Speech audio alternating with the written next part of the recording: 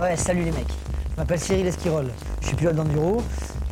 Pour certains, il y en a qui me connaissent un petit peu, il y en a qui ne me connaissent pas du tout. Alors j'espère qu'on va passer une petite heure ensemble sympa. Vous allez voir, on va partir dans la nature, on va faire plein de choses, spécial en ligne, de verre, spécial banderolé, des marches, des descentes, des pierriers. J'espère que je vais un petit peu vous expliquer et vous porter un petit peu profit pour votre saison, pour votre pilotage, et j'espère qu'on va faire plein de choses ensemble. Maintenant, je bricole un petit truc sur la moto, j'en ai pour 5 minutes. On charge et on va dehors, tranquille, on va s'éclater.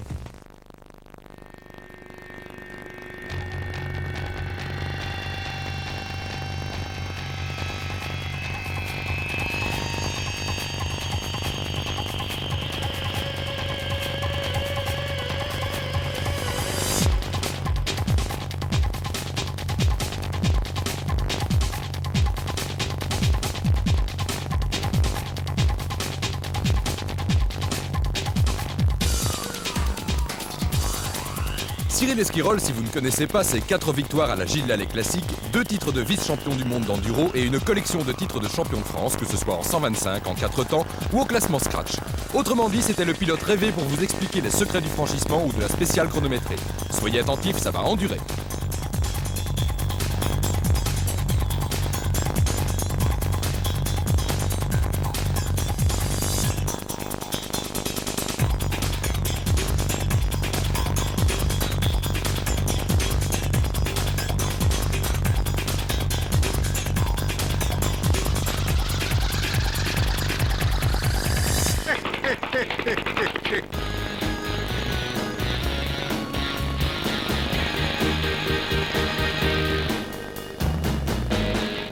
Donc ça, c'est la 250 CR de temps que je vous présente ici. Normalement, je roule sur une 4 temps en championnat de France et j'utilise cette moto uniquement pour la Gilles Lallet Classique. Donc on va parler un petit peu des équipements spécifiques à l'enduro. On va commencer par la selle. Donc la selle est une selle antidérapante avec ici une petite pochette pour mettre le carton de pointage. Nous avons ici aussi une sangle qui est accrochée sur le niveau arrière de la selle, tout simplement pour tirer la moto en cas de chute ou de plantage dans un bourbier. Enfin, ça peut aider beaucoup, énormément d'ailleurs. Ensuite, nous avons au niveau du guidon des gros protège-mains sur cette moto ici. En championnat de France, j'utilise des protège-mains beaucoup plus petits. Mais ici, ce sont des gros protège-mains avec des barres en aluminium. Donc ça dépend, c'est un petit peu à la convenance du pilote. Nous avons aussi sur les leviers des revêtements antidérapants. Ce sont toujours pareil, des spécificités à l'enduro. Nous avons aussi un levier d'embrayage qui est réglable en roulant avec un seul doigt. C'est très important parce que la garde de l'embrayage vient souvent changer dans les parties trialisantes, dans les parties roulantes. Souvent on modifie la garde, donc on peut régler comme ça en roulant. Nous avons aussi pour les épreuves de nuit des gros éclairages comme celui-ci, avec un gros arceau de sécurité pour protéger les phares tout simplement. Nous avons un commutateur au guidon parce que nous avons 2 phares ici et 2 petits halogènes dans les radiateurs pour éclairer vraiment tout près de la moto. Toujours pareil pour les épreuves de nuit. Nous avons sur l'avant une sangle également pour tirer dans les montées, que si le public veut bien nous aider, il peut nous tirer et nous propulser jusqu'en haut de la montée. Nous avons toujours sur l'avant un garde-boue noir pour les réflexions du faisceau lumineux. Un rigidificateur de garde-boue tout simplement pour la boue, comme son nom l'indique, pour maintenir le garde-boue pour pas qu'il se fende et qu'il se casse à ce niveau-là. Une protection toujours pareil pour la boue au niveau des lunettes. Cette petite protection évite les remontées de boue sur les lunettes du pilote. J'utilise sur la moto des pneus Michelin avec des mousses Michelin, c'est-à-dire que nous enlevons les chambres à air d'origine, nous mettons des mousses anti-crevaison, et puis les mousses, on peut les roder plus ou moins de façon à avoir plusieurs pressions de mousse, donc justement. Nous avons des protections au niveau du pot d'échappement, protection carbone, pour les chocs frontaux au niveau des pierriers, enfin de toute autre chose. Protection aluminium au niveau du sabot moteur. Grosse protection donc, pour les grosses épreuves typées. Nous avons sur la pédale de frein un petit câble ici de façon à ne pas arracher vers l'extérieur la pédale de frein. Les éléments de suspension sont préparés bien entendu pour l'enduro, c'est-à-dire complètement différemment que le motocross. Motocross, on roule sur des motos très dures. En enduro, il faut avoir une énorme sensibilité. Donc ça demande beaucoup de travail sur les suspensions, aussi bien à l'avant qu'à l'arrière. Et nous avons aussi un gros silencieux justement pour calmer la moto, pour lui donner un peu plus de coffre, et également un pot d'échappement d'usine de marque DEP.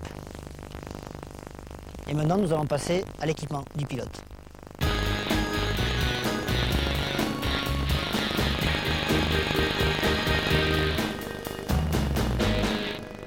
Donc voilà, je vous présente mon équipement spécial enduro, c'est-à-dire un maillot classique, il n'y a rien d'exceptionnel.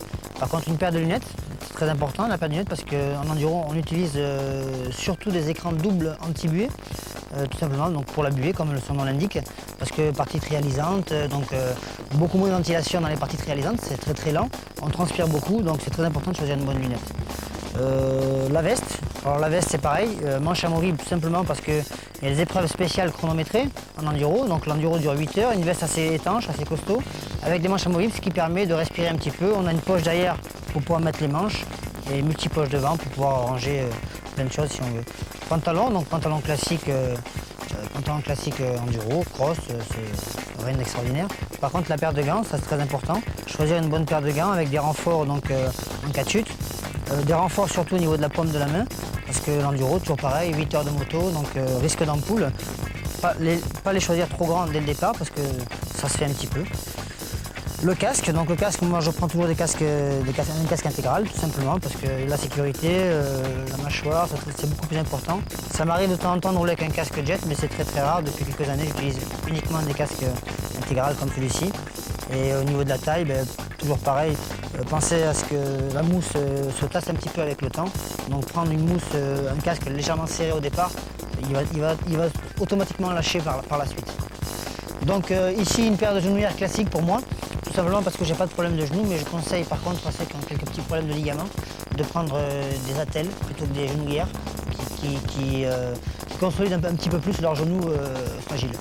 Au niveau de la paire de bottes, j'utilise une paire de bottes CD standard avec une semelle semi-crantée, tout simplement pour les parties trialisantes, pour pouvoir pousser avec la moto. L'enduro c'est très important, d'avoir une semelle un petit peu avec des crampons et une flexibilité très très bonne. Donc la botte ici, vous voyez qu'il y a une articulation au niveau de la cheville, c'est très important.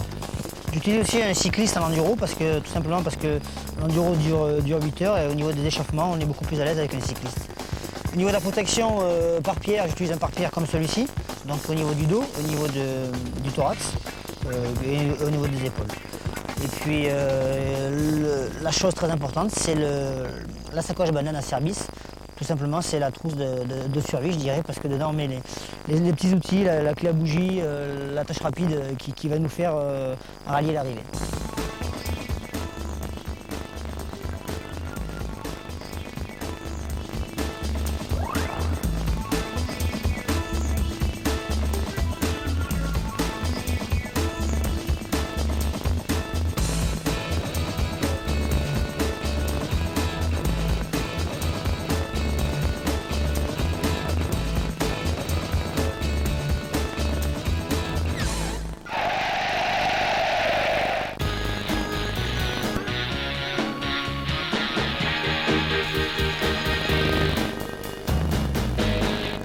Nous allons voir maintenant ici la montée. Ici c'est une montée un petit peu particulière, c'est-à-dire que c'est une montée vierge, où il n'y a pas de traces, et où il faut zigzaguer entre les souches, tout simplement. La grosse difficulté c'est donc la pente, le pourcentage de pente, et également les souches, les arbres coupés.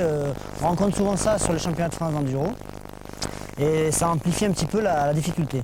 Donc la technique de base pour monter une côte, c'est de partir avec le maximum d'élan également. Essayer de charger les cale-pieds, de forcer un petit peu sur les cale-pieds, de se mettre debout le maximum de temps que l'on peut sur la pente. Et ensuite, de toute manière, automatiquement, on va être obligé de s'asseoir. Et c'est-à-dire que ça va partir plus ou moins droit et ensuite on va zigzaguer, essayer de chercher toujours la motricité entre les souches, faire des lacets, des semblants de lacets pour essayer de gravir la montée et de finir là-haut sur le sommet, tout simplement. Il ne faut jamais faire meuler la roue arrière, ça ne sert strictement à rien. Dès qu'on fait monter la moto dans les régimes, ça ne monte plus. Donc ça reste sur place et il faut toujours chercher la motricité, comme en trial. On observe Cyril une première fois. Notez déjà que le pilote laisse le plus longtemps possible les deux pieds sur les repose-pieds afin de favoriser la motricité. Écoutez ensuite le moteur. Cyril pilote très bas dans les tours, à la limite du calage, en gardant toujours un doigt sur l'embrayage.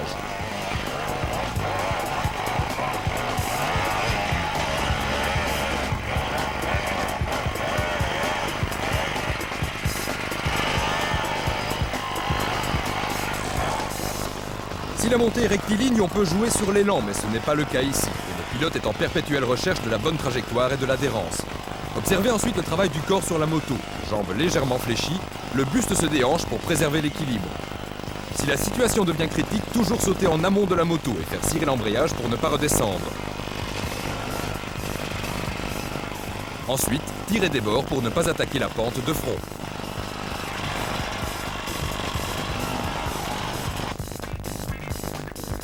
Sur le ralenti, on voit comment Cyril cherche appui sur les souches avec le pied pour soulager le moteur.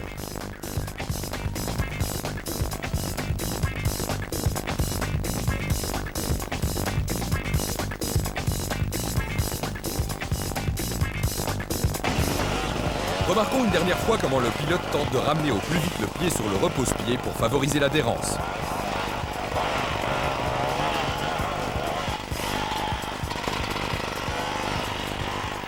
Voilà, on arrive en haut, chapitre suivant.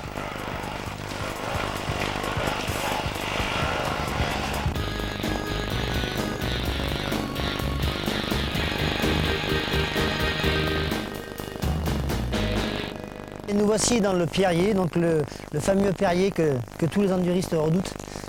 Parce qu'ici justement on laisse beaucoup de fatigue normalement sur un enduro, donc on va expliquer un petit peu ce pierrier. Bon, ça va être vite vu parce que ce genre de pierrier, comme tous les pierriers, ce sont un endroit où normalement on ne peut pas gagner beaucoup de temps. Par contre on peut laisser beaucoup de physique et on peut en laisser beaucoup du temps justement. Donc là, pour le principe, c'est de jamais s'énerver, surtout jamais, d'essayer de monter sur le couple de la moto, sur la motricité, de prendre les impulsions devant les petits obstacles, de monter au coup par coup, de jamais essayer d'enrouler sur... Si on y arrive, c'est tant mieux, mais souvent, à vouloir aller vite, on perd beaucoup de temps. Et la devise, en fait, là-dedans, c'est pour aller vite, il faut aller doucement. Il ne faut pas s'énerver, monter tranquillement sur le couple, sur le filet de gaz. On y va. En matière de pierrier, Cyril Esquirol est reconnu par ses pairs comme une référence. Remarquez comme il prend le temps de bien placer la moto pour bénéficier du maximum d'adhérence. Sur ce type d'obstacle, on oublie la beauté du geste. Les pieds vont chercher l'appui là où ils le peuvent.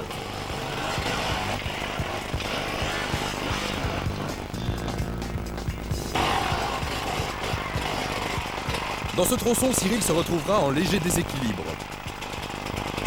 Plutôt que de forcer le passage en accélérant, il va poser le pied et laisser mourir la moto sur l'obstacle. Ne jamais s'énerver en donnant de grands coups de gaz. Si le moteur cale, redémarrez calmement avant de reprendre votre progression. Revisionnons la séquence sous un autre angle. Cyril prend le temps de choisir la voie idéale, soulage au maximum le moteur en s'aidant des pieds, replace la moto pour aborder de front l'obstacle suivant et franchit le dénivelé le plus important sur l'élan.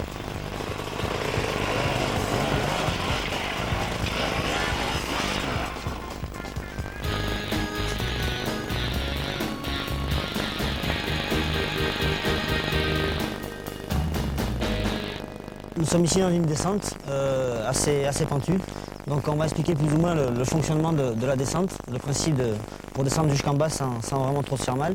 Donc il faut savoir une chose, c'est que les gens ont toujours tendance à s'asseoir dans une descente parce qu'ils sont pris un petit peu de panique, donc ils s'assoient. Donc quand on est assis dans une descente comme celle-ci, on s'assoit donc sur l'avant et ça c'est très dangereux parce qu'on prend énormément de vitesse et on risque de passer par l'avant. Ça c'est une chose à ne jamais faire.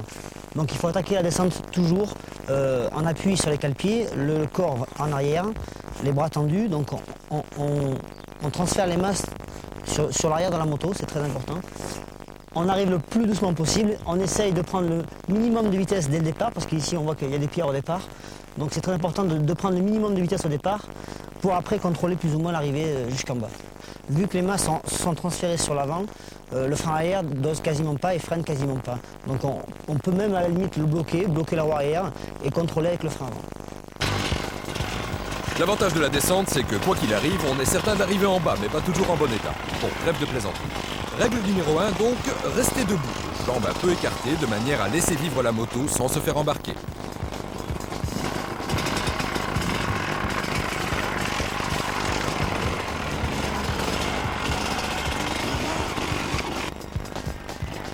Le pilote se place le plus possible en arrière, bras presque tendus et contrôle sa descente grâce au frein avant.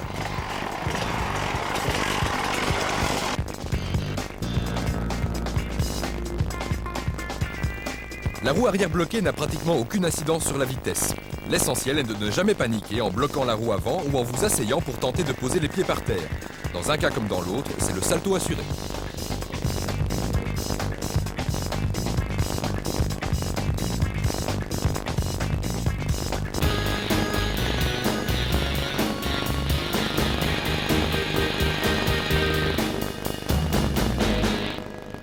Donc voilà, nous sommes dans une spéciale en ligne. Donc la spéciale en ligne consiste à rouler très très vite dans un chemin, d'où le grand danger que cela consiste, parce que le chemin peut être très très rapide par moment, on est un petit peu sur le fil du rasoir. Donc c'est un petit peu comme dans les pierriers, il ne faut pas s'énerver surtout.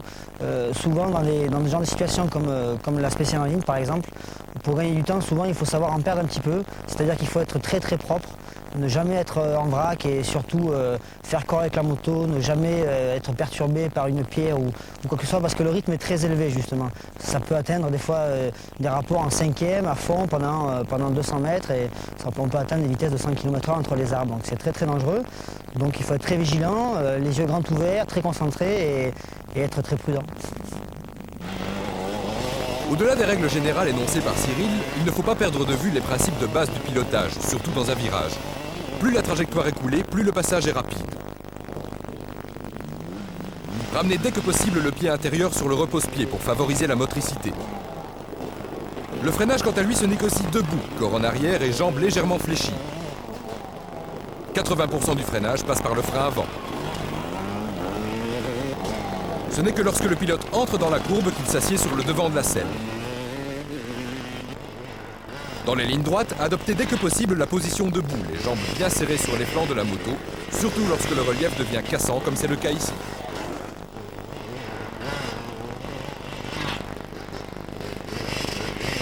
Un cas de figure très particulier que Cyril nous explique plus en détail. Voilà, donc ici, on est encore dans la spéciale en ligne, mais un endroit très stratégique, c'est-à-dire bourré de cailloux, et on a l'impression un peu qu'il y a eu la guerre, c'est-à-dire que c'est un champ de mine en fait, et il faut faire très attention, être très vigilant. Donc le principe c'est de prendre de l'élan, toujours pareil, de charger les cale-pieds, de mettre le corps levé de la selle légèrement en arrière, pour essayer de gommer un petit peu toutes les imperfections du terrain, et essayer de garder toujours un petit peu comme un crossman fait dans les hoops, de l'inertie, pour essayer de taper sur les crêtes des cailloux. Le seul truc c'est que par moment on peut vraiment être téléguidé, sortir de la piste, donc là dans ces conditions-là il faut vite revenir, parce que le chrono il tourne toujours. En se tenant debout et légèrement en arrière, Cyril se sert de ses jambes comme d'éléments amortisseurs. Et vu le travail des suspensions arrière, ce n'est vraiment pas un luxe. Cela permet aussi de soulager la fourche pour que la roue avant ne plonge pas dans les trous. Observez aussi le travail du corps en perpétuel déplacement latéral pour ramener la moto sur la trajectoire. Assis sur la selle, le pilote est sûr de se faire embarquer. Essayez de faire bondir la roue avant d'appui en appui et encaissez les chocs en gardant les bras fléchis. Bon, mais l'enduro c'est aussi et surtout la nature, alors on se respire un petit bol d'air avant de reprendre la leçon.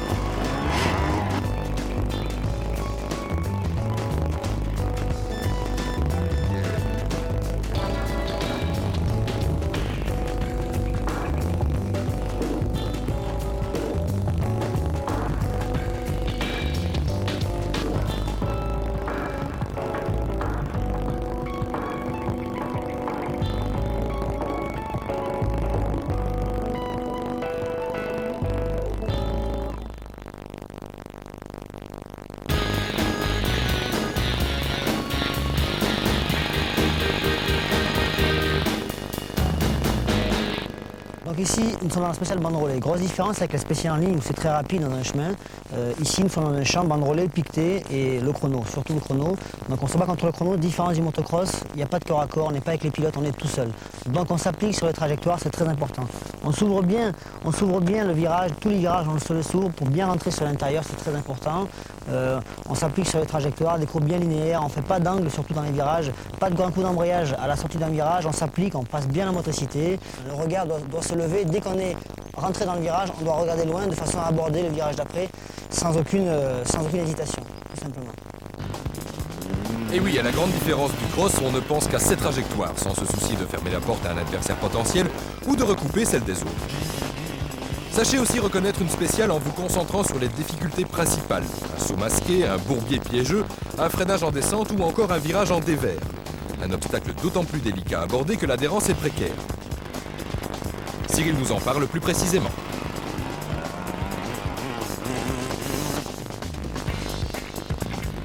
Ici, nous sommes dans un devers. Un devers, il y a une règle d'or très importante à appliquer, c'est-à-dire qu'il y a moyen de, toujours pareil, c'est dans l'enduro, c'est un petit peu la même base, il y a moyen de perdre beaucoup de temps et non pas d'en gagner énormément. Donc il faut bien s'appliquer dans les mouvements, c'est-à-dire on arrive sur l'extérieur, on plonge à l'intérieur sur un filet de gaz. Tous les mauvais pilotes ont tendance à arriver très vite pour passer vite et ils finissent dans la banderole extérieure. Là, ils perdent une poignée de secondes. Donc en enduro, on se bat contre un chrono, c'est important de s'appliquer dans la propreté du passage, tout simplement. Propreté du passage signifie dans ce cas de figure ne pas se laisser embarquer au freinage. C'est en perdant éventuellement quelques dixièmes en freinant plus tôt qu'on évite de perdre plusieurs secondes un peu plus tard. S'agissant de dévers, le danger est de bloquer la roue arrière et de partir en glissade ou finir en tête à queue. Observez comment Cyril contrôle sa moto en la serrant entre ses jambes et imprime la direction à prendre en déhanchant le haut du corps. En freinant à l'extérieur pour repiquer à la corde, il élargit la courbe et évite les pertes d'adhérence aussi bien au freinage qu'à la réaccélération.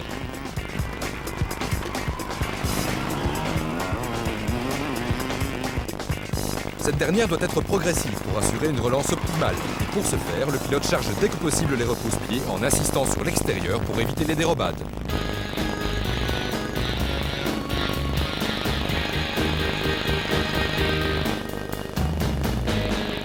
On se trouve ici devant un obstacle naturel, c'est une cascade. On rencontre ce type de difficulté sur tout type de championnat de France d'enduro, ou n'importe quelle épreuve, aussi sur une Gilles Lallet classique par exemple. Donc le principe est simple dans ce genre d'obstacle, c'est-à-dire qu'il y a une adhérence très précaire, c'est-à-dire qu'il y a beaucoup de mousse par terre et il faut énormément doser l'accélérateur. Donc c'est très important de prendre la prise d'élan au début sur le plat, essayer de prendre le maximum d'élan. Ensuite on rencontre deux petites marches ici, la première et la deuxième. Essayez de prendre la première avec le plus d'élan possible, de relâcher les gaz légèrement pour se laisser mourir sur la deuxième et ensuite accélérer. Si on est un petit peu en perdition, on met le pied côté intérieur, toujours, jamais côté extérieur, parce que sinon on peut retomber aussi vite que ce qu'on est monté. Donc c'est très important de toujours mettre les bons pieds au bon endroit. C'est un petit peu comme en escalade, si on ne met pas les bons pieds, on retombe d'un cran. Le régime moteur, le problème c'est que ça dépend un petit peu de la prise d'élan. Soit on peut mettre la 2, soit on peut mettre la 3.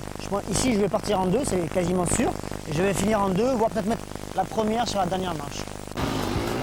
L'erreur type du débutant, c'est une approche trop lente par peur de l'obstacle et une accélération trop tardive une fois dessus.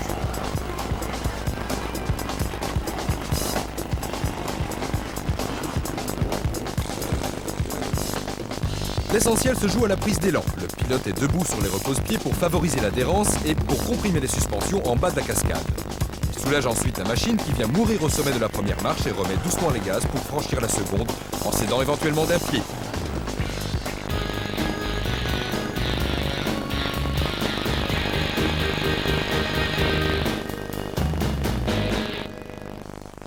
Nous y voici, nous y voilà, le bourbier, le plus infâme des bourbiers qu'on peut se retrouver en enduro.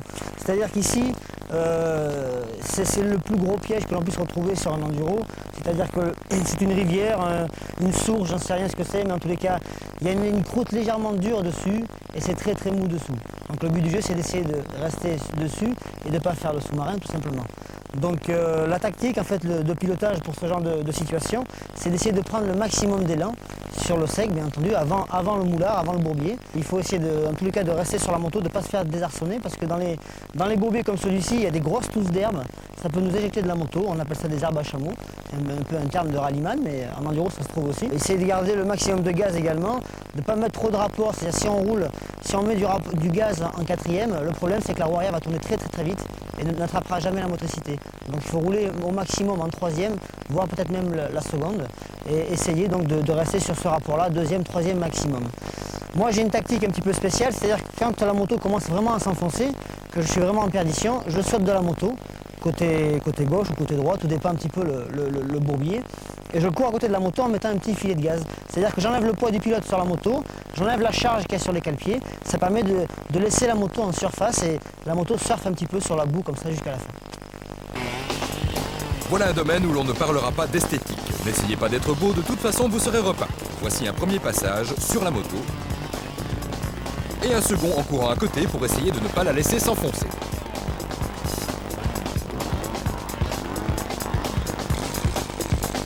Dans tous les cas de figure, il s'agit de ne pas perdre son élan, quitte à ramer copieusement avec les jambes en s'accrochant au guidon pour éviter que la moto vous échappe lors des reprises d'adhérence.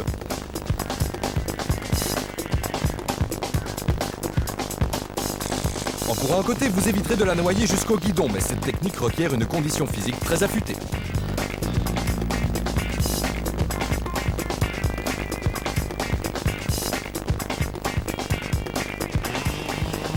Ceci dit, on a beau s'appeler esquirol, on n'est jamais à l'abri d'un plantage. Évitez d'enfoncer la roue arrière en accélérant comme une brute. Gardez votre calme, même si le moteur cale, et n'assistez jamais trop longtemps si l'avant coince.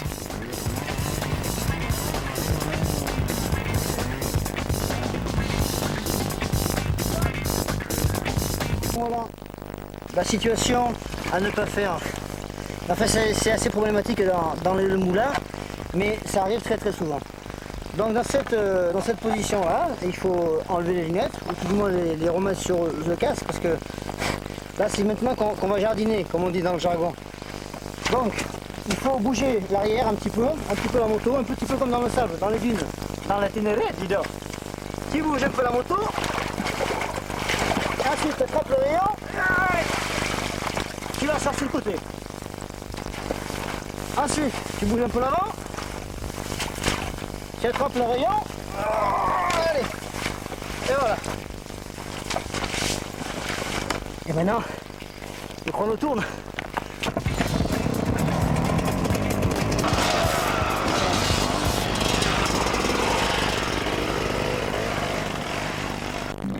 Apparemment, les bourbiers, c'est son truc. Vous voulez des preuves? Voici la danse du moulard, une spécialité d'esquirol, ou comment prendre son pied dans la gadoue.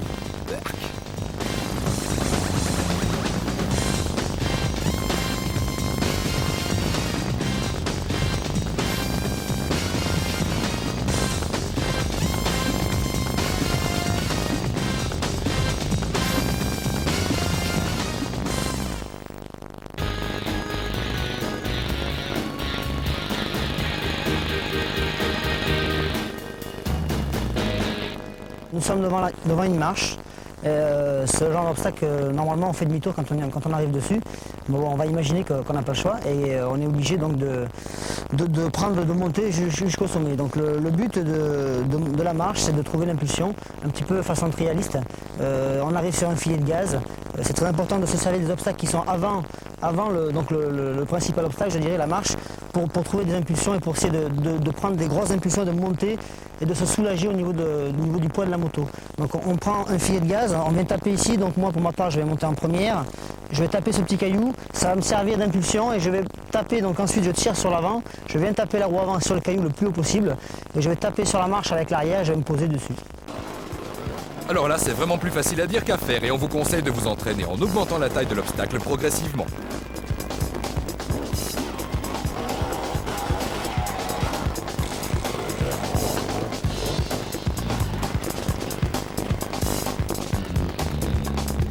En phase d'approche, le pilote est debout sur la moto et il compresse les suspensions au pied de la marche pour la passer sur la détente.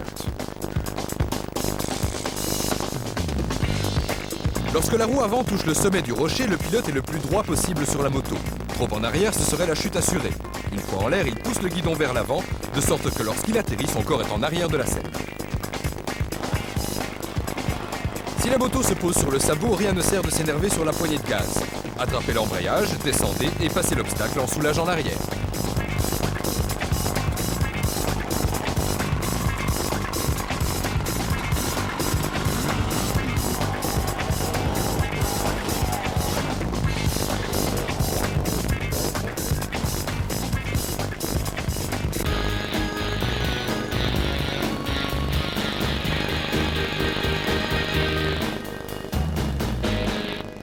Bien souvent, lorsqu'on arrive en chemin, on retrouve ce genre d'obstacle.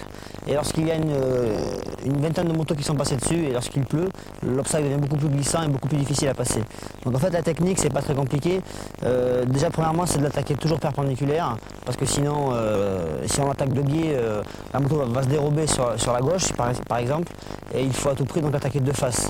La technique, c'est de taper la roue avant sur le sommet du tronc, et on tire sur le guidon ensuite, et on vient taper la roue arrière. Et donc on se met debout sur les cale-pieds et ça passe normalement. Avec un petit filet de gaz en première, parce que l'arrière vient taper sur le tronc, un petit filet de gaz et ça devrait passer. Et si Esquirol dit que ça doit passer, c'est que ça le fera. Le défaut majeur du débutant consiste à attaquer le tronc de biais ou à poser la roue avant de l'autre côté pour tenter de le tronçonner avec la roue arrière.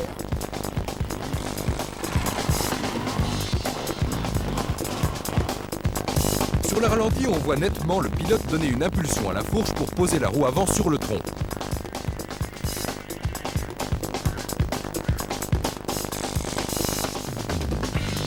La moto est complètement cabrée lorsque l'arrière touche l'obstacle. Le pilote est debout, jambes tendues, prêt à amortir la remontée de la moto. Oh, au fait, vous ne saviez pas, Esquirol est l'heureux papa d'un petit homme. Pourquoi on vous dit ça? Pour que vous vous maniez d'être bon avant que ce soit le fils qui vous torde. Séquence nature et émotion.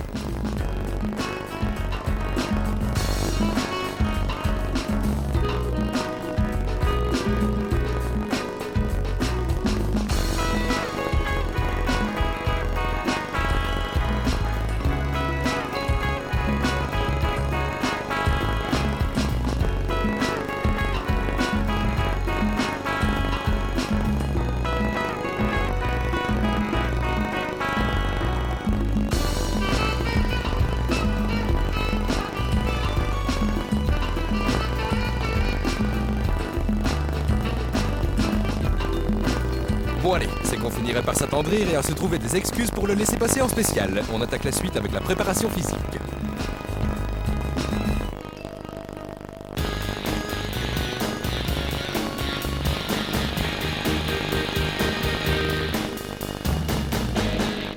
Quand on fait de l'enduro, ça demande un minimum de préparation physique, surtout un minimum d'endurance. Parce que l'enduro, ça veut dire qu'un muteur, donc il faut être quand même en condition.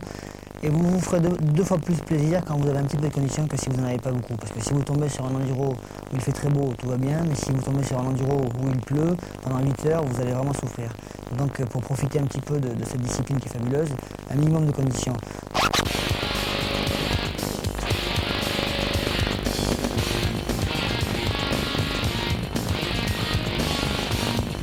C'est très important. Il faut faire un minimum de sport par semaine, aussi bien même pour les gens qui travaillent, le dimanche par exemple, le week-end. Donc c'est très important de faire un petit peu d'endurance, soit par le biais du vélo, du VTT, de la course à pied. Ensuite faire un renforcement musculaire, c'est très important aussi également.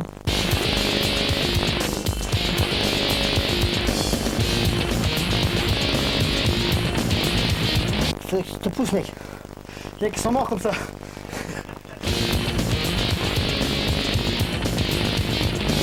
Il faut travailler surtout au niveau des jambes, au niveau des dorsaux, parce que les dorsaux prennent énormément de choc au niveau de la moto. Donc c'est très important de se renforcer musculairement.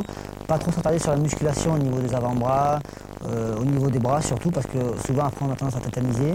La meilleure forme de musculation pour la moto, je dirais que ce serait l'entraînement moto. Donc il faut faire surtout du renforcement musculaire et non pas de la musculation pure. Pour faire de la renforcement musculaire, on se sert d'appareils de musculation tout simplement.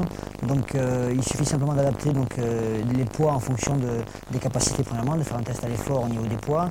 Donc pas trop chargé, ça ne sert strictement à rien. Il vaut mieux faire des séries avec un petit peu d'intensité et en faire plusieurs fois, faire des courtes séries, plutôt que de faire des petites séries avec énormément de poids. Donc il vaut mieux charger un petit peu en temps plutôt qu'en poids. Un petit peu de pompe, ça fait du bien.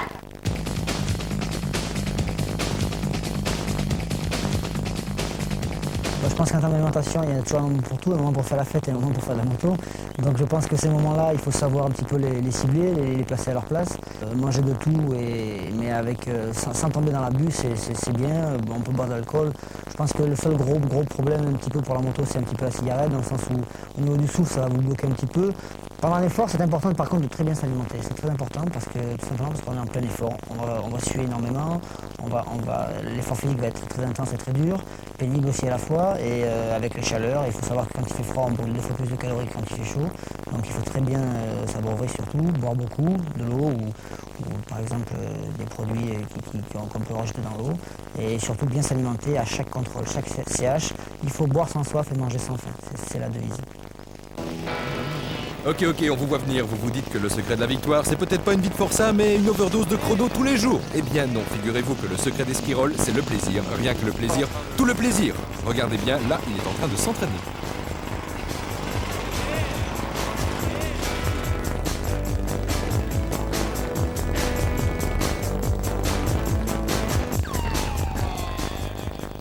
Je roule qu'avec des potes, moi, c'est côté plaisir, côté plaisir qui est important. Je suis toute l'année dans la compétition, donc quand j'arrive chez moi, je peux plus trouver le goût vraiment, sauf un petit peu pour la gile allée sur des objectifs, mais après c'est difficile. Puis ça fait quand même pas mal d'années que je fais ça. Donc, maintenant, quand je suis à la maison, on a une petite bande et puis tous les week-ends c'est rando.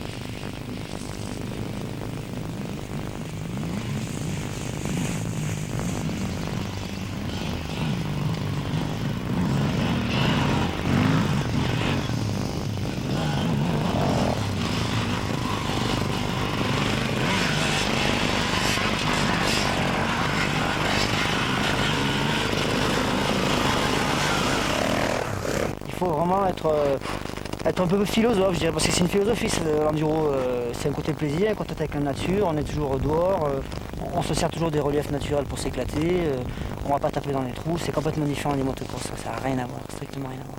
La règle, c'est la nature, c'est tout, il faut la respecter, elle nous reçoit, donc il faut la laisser telle qu'on l'a trouvée, quoi. Donc il ne faut pas rester sur des endroits, meuler pendant 1 heure, faire des trous, nous c'est pas notre intérêt. Nous, ce qu'on veut, c'est découvrir tout le temps, quoi. Donc on va dans les vallons, dans les vallées, on passe des vallées par vallée. Ici on monte jusqu'à Digne et puis voilà quoi, donc on reste jamais au même endroit, on va jamais labourer un champ et puis c'est fini quoi. C'est vraiment le bon côté de la chose et puis on prend que le bon et on laisse le mauvais. Voilà, l'enduro c'est ça, on prend le bon et on jette le mauvais, que l'on soit un champion hors du commun ou un poireau de première. On se quitte sur ces bonnes paroles en espérant que vous aurez appris et apprécié. Sans oublier surtout qu'aimer rouler dans la nature, c'est avant tout la respecter.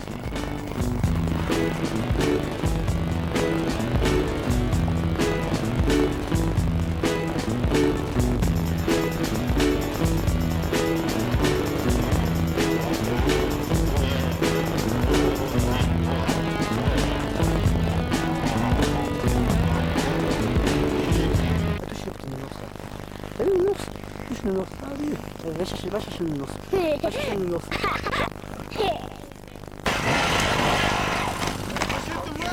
Per la 1, per la 2, per la 3. Allez, c'est parti.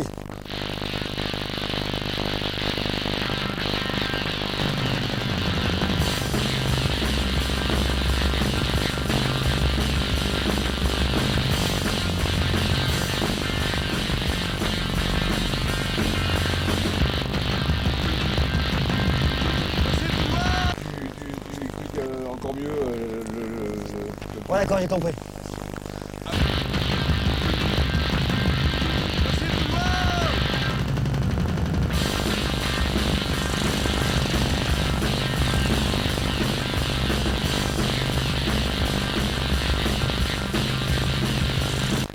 Premièrement, avant de se faire greffer une paire de bras, il faut commencer le régime du sportif.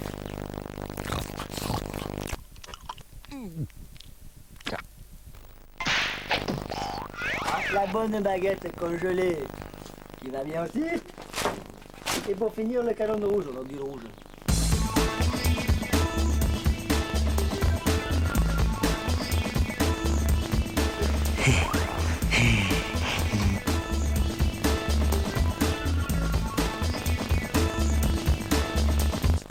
Tout simplement. Facile, non? Aïe, aïe, aïe, aïe, aïe, un peu bégayé, non? Je sais pas s'il faut la refaire la 3e fois. Regarde, regarde, regarde.